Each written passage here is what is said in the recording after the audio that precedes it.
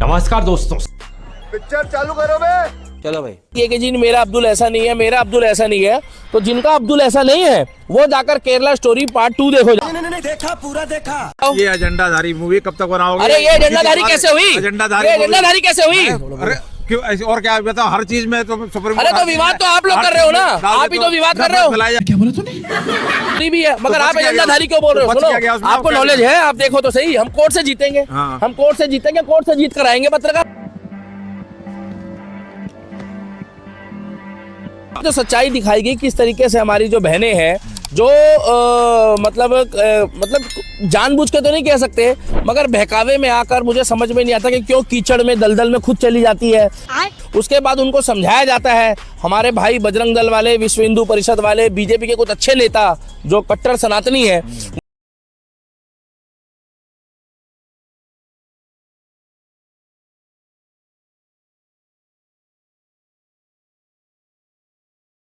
और हम भी समझाते हैं कि भैया देखिए, हर आदमी जो है ना वो शाहरुख खान और गौरी वाला सिस्टम नहीं होता। तो तुम केरला स्टोरी 2 को रोक के दिखा दो, कोई माइका लाल केरला स्टोरी 2 को रिलीज होने से नहीं रोक सकता। अभी मजा आएगा ना भिड़ो। हम सिनेमा हॉल में जाएंगे। चलो। केरला स्टोरी 2 जो बनी थी, केरला स्टोरी 1 तो रिलीज हो गई थी, लेकिन केरला स्टोरी 2 जो बनी थी उस पर केरल हाई कोर्ट ने बैन लगा दिया है। फिलहाल उसके रिलीज पर रोक लगा दिया है। मगर क्यों? कोर्ट का यह कहना है कि फिल्म में जबरदस्ती, धर्म परिवर्तन और आतंकवाद जैसे मुद्दे दिखाए गए हैं, जिससे पूरे केरल के बारे में गलत संदेश जा सकता है। बात तो सही है। और लोगों की भावनाएं भड़क सकती ये अभी ट्रेलर है, पिक्चर अभी बाकी है। मैं बोला है ना, पिक्चर अभी बाकी है। सबसे मजेदार बात मैं बताता हूँ, जब इस फिल्म का प्रमोशन हो रहा था तो कहा गया कुछ ऐसी महिलाओं को पेश किया जाएगा जो लव जिहाद का शिकार हुई हैं। क्या बोला तूने? जब इन महिलाओं को पेश किया गया तो इसमें केरल की एक भी महिला नहीं। समझ रहे हो ना? जब निर्देशक महोदय से पूछा गया कि भाई केरल की तो इसमें कोई महिला है नहीं, फिर इसका नाम आपने केरला स्टोरी क्यों दिया है? Good question, you are a good question. तो वो जो होता है वही करने लगे, गोल गोल गोल गोल घुमाने लगे। झूठ पे झूठ बोलती जा रही है। केरला का नाम चेंज करके केरलम कर दिया गया है। एंड ये एम जो है एक्स्ट्रा वाला, तुम सही समझे, ये एम फॉर मोदी है। वाह क्या सीन है। वाह मोदी जी वाह, क्या मास्टर स्ट्रोक मारा है। में भी क्योंकि केरला स्टोरी के मेकर्स ये प्रमोशन करने के लिए गए थे, लेकिन अफसोस इनको लूज मोशन हो गया। क्या बात कर रहे हैं? होना चाहिए, इसका नाम होना चाहिए द इंडिया स्टोरी। एंड ऐसा मैं नहीं कह रहा हूं, इनकी लाइव काफी ज्यादा बेइज्जती हुई है मेकर्स की। प्रमोशन करने के लिए दिल्ली पहुंचे थे ये लव जिहाद के विक्टिम्स के साथ। 55 लव जिहाद विक्टिम्स थे यहां पर, लेकिन ये सारे के सारे विक्टिम्स जो थे, इनमें से एक भी केरला का विक्टिम नहीं था। मगर क्यों? ये विक्टिम या तो यूपी के थे, राजस्थान के थे, मध्य प्रदेश, बंगाल, हर जगह के विक्टिम थे। केरला का विक्टिम नहीं था। तो भैया फिल्म का नाम केरला स्टोरी क्यों रखा हुआ है? जा पूछ क्या? अच्छा हमें एक सेकंड, अगर ऐसे होगा तो हम कुछ सुन नहीं पा रहे, हम क्या? अगर ऐसे होगा तो हम कुछ सुन नहीं पा रहे। जब सवालों के घेरे में बंदा आ जाता है ना, तो इसी तरीके के जवाब देता है जब उसको कुछ समझ नहीं आ रहा होता। मोदी जी भी इसी वजह से भागते हैं प्रेस कॉन्फ्रेंस। क्या बात है सर, क्या बात है सर, क्या बात, ये बात है काफी ज्यादा चल रही है। पहली कंट्रोवर्सी केरला स्टोरी 2 के अराउंड तब शुरू हुई जब इसका ट्रेलर सामने आया। एंड ट्रेलर में कुछ इस्लामिक लोग दिखाया गया, यहाँ पे एक हिंदू महिला को पकड़ करके बीफ खिलाने की कोशिश कर रहे हैं। कुछ भी। अब वैसे तो ये साफ साफ प्रोपेगेंडा सीन है, लेकिन इसकी सच्चाई क्या है ये भी आपको दिखाना चाहता हूं। आज टीवी पे पूरा देश देख रहा है। दिखाया तो क्या कि हिंदू महिला को बीफ खिलाने की कोशिश करी गई, बट केरला की सच्चाई ये है कि वहां पर 80% लोग बीफ खाते हैं। मैं नहीं मानता। वहां पर ये एक स्टेपल फूड की तरह। इनफैक्ट वहां पर जो हिंदूज भी हैं वो भी बीफ खाते हैं। कौन है ये लोग? कहां से आते हैं?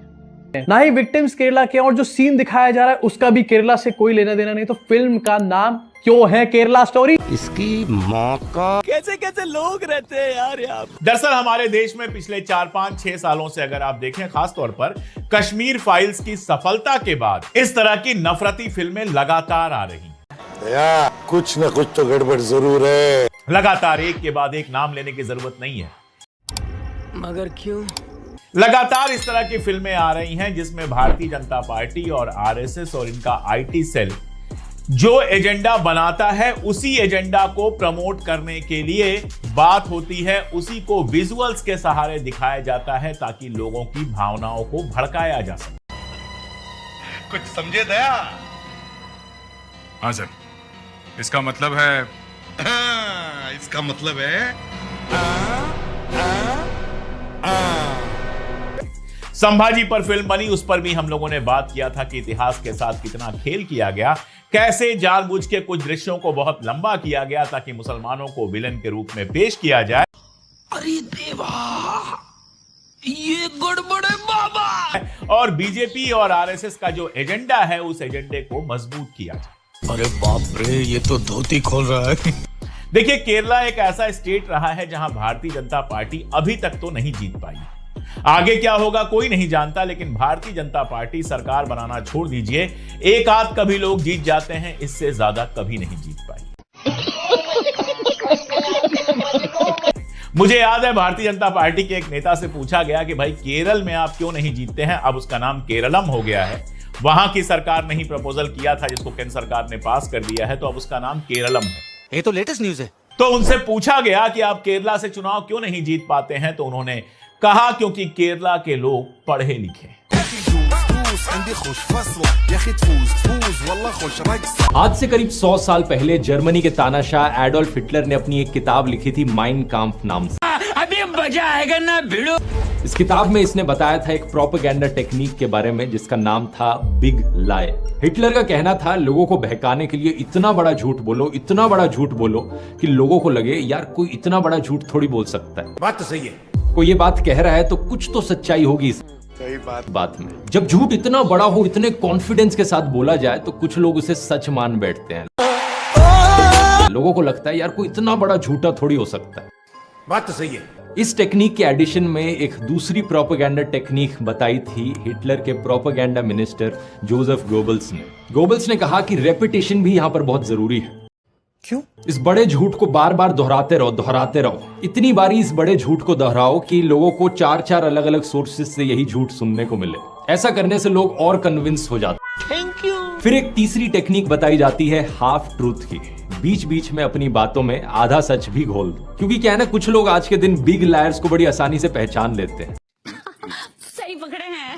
जब कोई कहता है कि अरे यार कोई इतना बड़ा झूठ थोड़ी ना बोलेगा, लोग कहते हैं भाई तुझे पता नहीं है कितना बड़ा फेंकू है, ये इतनी लंबी फेंकता है जितनी दूर नीरज चोपड़ा का जैवलिन भी नहीं जाएगा। मैं क्यों बताने लग रहा हूं आपको ये सारी प्रोपेगेंडा टेक्निक्स, क्योंकि आज आप इस वीडियो में देखोगे कि कैसे इन तीनों टेक्निक्स का इस्तेमाल किया गया है लोगों को बहकाने के लिए। चलो भाई। द केरला स्टोरी फिल्म के डायरेक्टर सुदीप्तो सेन से पूछा गया कि ये फिल्म कौन सी सच्ची घटनाओं से इंस्पायर्ड है। Good question, you are a good question. इन्होंने कई चीजें कही यहाँ पर। पहला इन्होंने कहा साल 2010 में केरला के जो फॉर्मर चीफ मिनिस्टर थे ओमन चांडी, उन्होंने एक स्टेटमेंट दी थी केरला की असेंबली में। मगर क्यों? आप इस स्टेटमेंट को गूगल कर सकते हो और कुछ एक इंडिया टुडे की रिपोर्ट सामने आती है। 2500 औरतें, इस्लाम, केरला, ओमन चांडी, बात तो सही है। फिर कहा गया कि एक और former chief minister of Kerala VS Achuthanandan ने एक समय पर कहा था कि केरला अगले 20 सालों में इस्लामिक स्टेट बनने वाला है। खाओ माँ कसम। आप इस चीज को गूगल पे सर्च करते हो और आपको यूट्यूब या ट्विटर पे वीडियो दिखता है, आपको लगता है यार हाँ ये बात भी सही है। ये क्या बात करता है यार। फिर फिल्म के टीजर में दिखाया जाता है एक लड़की कहती है कि मैं फातिमा हूं और मैं अफगानिस्तान की जेल में हूं। आप इस चीज को गूगल पे सर्च करते हो और द हिंदू का एक न्यूज आर्टिकल दिखता है, फातिमा, अफगानिस्तान की जेल, इस्लामिक स्टेट। ये चीज भी सही है। यही सारी चीजें दोस्तों एक बढ़िया एग्जाम्पल है हाफ ट्रूथ का। ज्यादातर लोग ऊपर से हेडलाइंस पढ़ लेते हैं लेकिन डिटेल में नहीं जाते। ऐसे तो नहीं होता है। सबसे पहले शुरुआत करना चाहता हूँ AI समिट के साथ, या फिर कहा जाए AIA समिट। आदरणीय श्री नरेंद्र मोदी जी के नेतृत्व में AIA। क्या बोला तूने?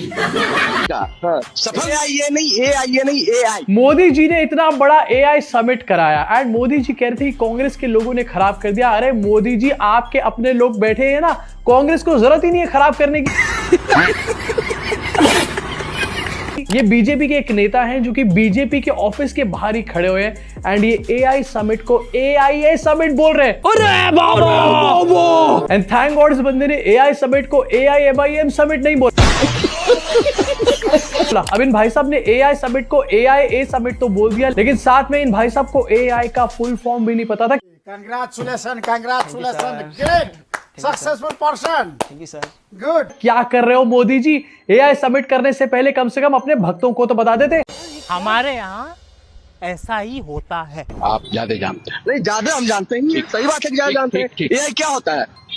भारतीय जनता पार्टी के नेता है। AI क्या होता है? और चलो बस हवा निकल गई। क्या होता है AI? What is AI?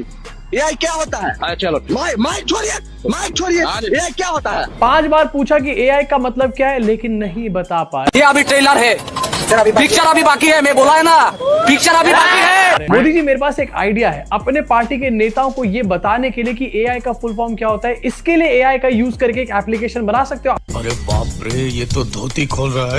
In fact जब इन भाई साहब को AIA पे पकड़ लिया गया, उसके बाद का रिएक्शन दिखाना चाहता हूँ। भाई साहब बुरा मान गए, मतलब खुद को ही नॉलेज नहीं है, खुद का पोपट हो गया, लेकिन बुरा भी खुद ही मानना है। आदरणीय श्री नरेंद्र मोदी जी के नेतृत्व में AIA का सफल AIA नहीं AI। समझ रहे हो ना? आप ज्यादा जानते हैं। नहीं, ज्यादा हम जानते हैं। नेताजी को फैक्ट चेक कर दिया तो नेताजी का मुंह फूल गया फूफा जी की बड़ा हरामी हो बेटा। तरह। आप ज्यादा जानते हैं। ऑब्वियसली सर, आपसे तो वो ज्यादा ही जानता है, लेकिन आप कब जानोगे? मोदी जी ने पूरा समिट करा दिया, इसके बावजूद भी बीजेपी के लीडर्स को AI का मतलब नहीं पता AIA। अब जब बीजेपी के अपने मिनिस्टर्स AI समिट को AIA समिट कह रहे, तो यहाँ पर डेफिनेटली गलगोटिया के लोग तो आने ही थे अपना फेक कुत्ता दिखाने के लिए। हाँ, ये कर लो पहले। वैसे कोई बड़ी बात नहीं है कि ये नेताजी भी गलगोटिया से ही कहीं जुड़े हुए हो। अब यहां पर एक्चुअली में रिपोर्टर की गलती है। AI का मतलब बीजेपी के लीडर से पूछ रहे हो, इनसे पूछो LJ का मतलब। लव जिहाद बता देंगे तुम्हारे को। इनफैक्ट AI का मतलब तो तब बताएंगे ना जब व्हाट्सएप यूनिवर्सिटी पे AI से रिलेटेड कोई बात होती हो। हमारे मतलब आपको मत सिखा, चल। पहली बार व्हाट्सएप यूनिवर्सिटी पे AI का मैसेज तब आया होगा जब मोदी जी ने AI सम्मेलन करवाया था। एंड कहां इस नेता के बारे में बात कर रहे हो? मुझे तो लग रहा है मोदी जी को तक यहां पर भी AI का ठीक से मतलब नहीं पता होगा। मजा नहीं आ रहा। अब वैसे बीजेपी के लोगों को शायद ट्रेनिंग दी जाती है, इनको बस एक बात सिखाई जाती है, प्रधानमंत्री के नेतृत्व में बस ये बोलना सीख लो। उसके आगे की बात से किसी को कोई फर्क नहीं पड़ता। प्रधानमंत्री के नेतृत्व में क्या सीन है?